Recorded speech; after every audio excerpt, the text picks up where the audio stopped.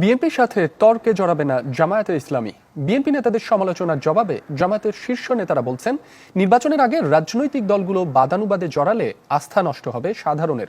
স্বৈরতন্ত্রের বিরুদ্ধে আন্দোলনকারীদের ঐক্য নষ্ট হয় এমন বক্তব্য না দেওয়ার আহ্বানও তাদের। মন্তব্য করেন, ভোটে আওয়ামী লীগ অংশ নিতে পারবে কি না সেই সিদ্ধান্ত নেবে জনগণ।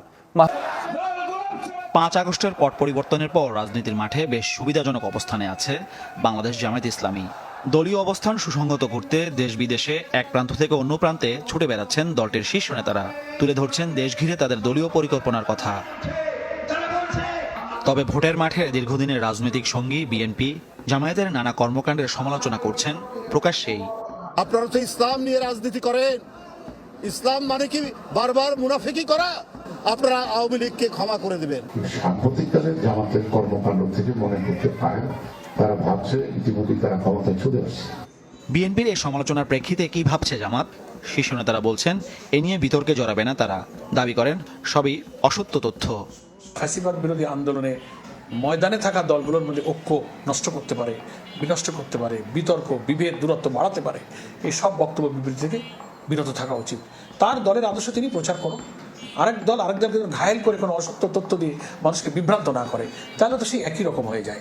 জামাত ইসলামী এই বিতর্কে জড়াতে চায় না এবং আমরা বিএনপি সম্পর্কে কোনো নেগেটিভ বক্তব্য দিইনি। যে সমস্ত বক্তব্য বিএনপির কোনো কোনো নেতা দিয়েছে যেটা সত্যের অপলাপ ছিল, সঠিক ছিল না, আমরা অত্যন্ত মৃদু ভাষায় সেটারই আপত্তি করেছি।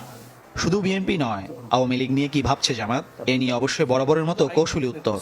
আইনে তো আওয়ামী লীগ এখনও নিষিদ্ধ হয়ে যায়নি। তাদের মাঝে আওয়ামী লীগ আসলে জনগণ অ্যাকসেপ্ট করবে কিনা, এটা একটা প্রশ্ন।